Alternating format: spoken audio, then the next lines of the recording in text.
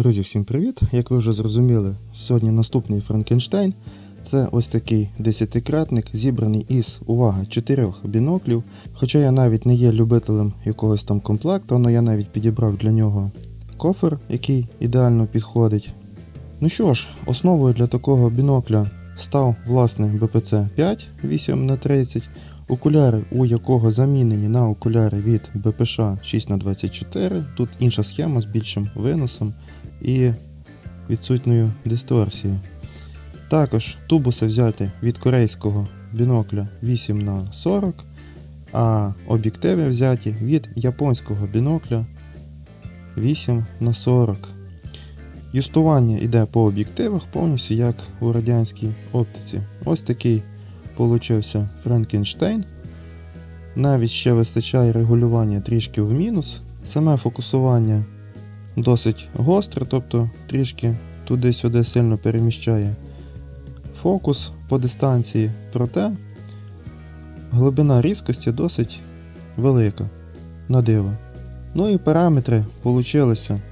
Окулярне поле 68 градусів, поле бінокля 6,8 градусів, а лінійне поле 119 метрів на 1000, що для 10-кратника досить непогано. Даний бінокль був зібраний ще у 2024 році, вже 2 роки пройшло. Я все ніяк, руки не доходили мені зняти огляд на такий бінокль. Ну, періодично я в нього дивлюся, і він такий досить цікавий, особливо в дуже яскраву погоду, оскільки бінокль темноватий. Він видає шикарну різкість і не напрягає очі. Ну і єдиний недолік, звісно, оскільки окуляри старі, на старому одношарому такому дуже теплячому просвітленні, бінокль сильно жовтить, сильно теплить, тому від цього нікуди не дітись, звісно ж. Ну що ж, пропоную глянути, як же він показує, і порівняти з іншою оптикою. Отже, глянемо, як показує такий саморобний 10-кратник із БПЦ-5. Ось така картинка. Видно чітку окантовку поля, без модернізації наочників. Можна бачити, що дисторсії практично немає. Різкість в дуже широкій зоні. Різкість, контраст хороші. Кольори, на жаль, не дуже хороші. Бінокль сильно теплить, оскільки ці окуляри можливо взяти тільки з дуже старих біноклів, де було одношарове, це таке синє або фіолетове просвітлення, яке сильно жовтить картинку. Ну, проте контраст і різкість досить на хорошому рівні в бінокля. Я думаю, що краще, ніж у заводського 10х40, який був, до речі, на каналі ще з самих початків. Отже, різкість в центрі.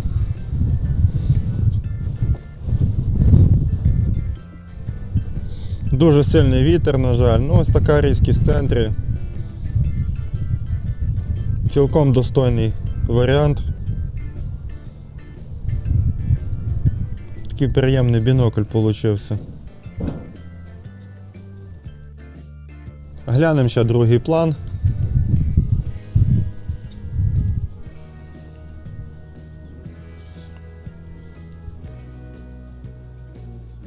Отже, ось так бінокль показує на другому плані. Я вважаю, дуже навіть не дурно. Порівняємо даний саморобний 10-кратник на окулярах Koeniga із Кареною БПЦ-5, це стандартний БПЦ-5. Хочу, щоб ви побачили, яка різниця по окулярах і по кольорах. Глянемо у 10-кратник. Отже, ось така картинка у 10-кратника саморобного. Зверніть увагу, яка зона різкості, а також зверніть увагу, що кабеля знизу майже рівні.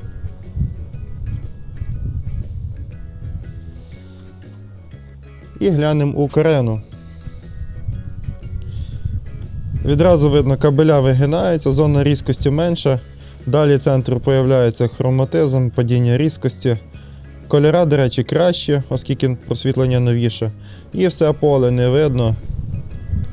Бачите, треба отак от втискати очі в ці окуляри, щоб побачити практично все поле, інакше його не видно. А з цими окулярами все видно без тамців з бубном.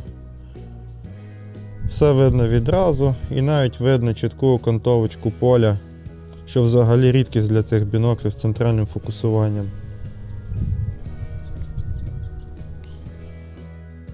І ще глянемо різницю в різкості. Саморобний 10-кратник.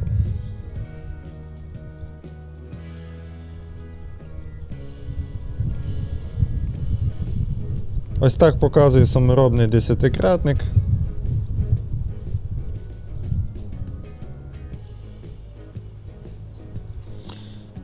І глянемо експортну Корену BPC-5.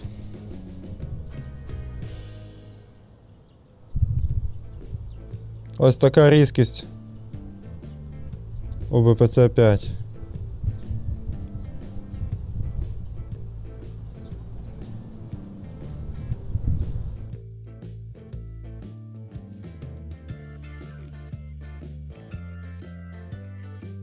А також глянемо саморобний 10-кратник і порівняємо його із трушним 12-кратником. Це перший BPC 12х40 із крутими окулярами. Дивимося в BPC-5. Ну, вірніше, у 10-кратник саморобний.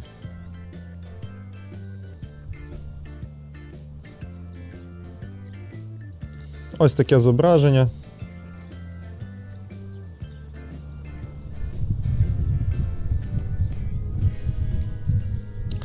І глянемо 12-кратник.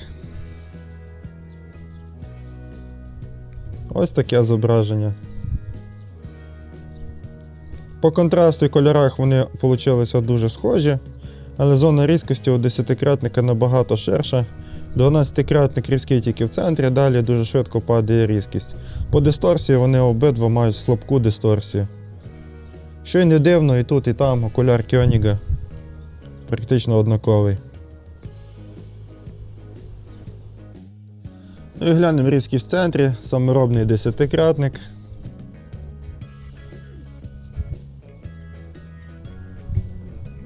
Ось така різкість в центрі, саморобний 10-кратник.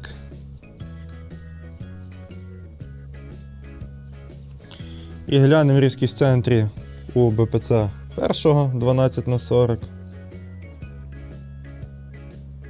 Ось така різкість центрів першого BPC 12х40. Різкість, в принципі, достатня, але гірша, ніж у саморобного 10-кратника. І видно, що мікроконтраст також гірший, що й не дивно, оскільки фокусна відстань даного бінокля менша, ніж у 10-кратника, а технології приблизно однакові і окуляр дуже схожий.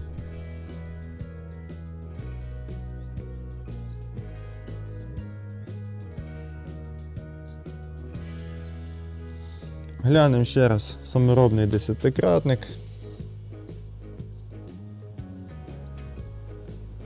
Ну і ось така картинка у саморобного 10-кратника. Тіні жирніші, контраст кращий.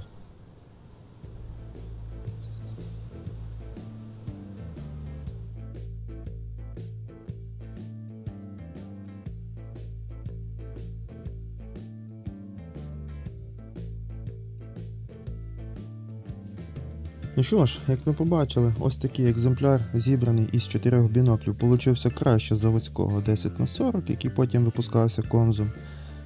Чому краще? Тому що ширша зона різкості, сама різкість вища, більше винос окуляра, ви зразу бачите все поле, і сама поведінка бінокля по окулярах схожа до дельтрінтима, але з відсутньою дисторсією. Різкість даного бінокля чудова, з хорошим запасом. На око дивитися дуже приємно. Проте бінокль доволі темний і сильно такий жовто-зелений. Тому любителям теплої кольоропередачі такий бінокль би зайшов прямо на ура. А я до нього ставлюся, так, просто нормально. Тим не менше, у дуже яскравий сонячний літній день в нього приємно дивитися, оскільки в нього досить невисока яскравість і при цьому хороший контраст і хороша різкість. не напрягаються очі, і таке враження, ніби ви дивитесь із затемненими окулярами в супер різку перешарплену картинку. Цікавий ефект. Звісно, такий бінокль як основний це не є хороше рішення, проте досить цікава така цяцька получилась. Цікаво почути вашу думку на рахунок такого бінокля. Тому що ви думаєте, пишіть свої думки в коментарях. Якось так. Всім пока.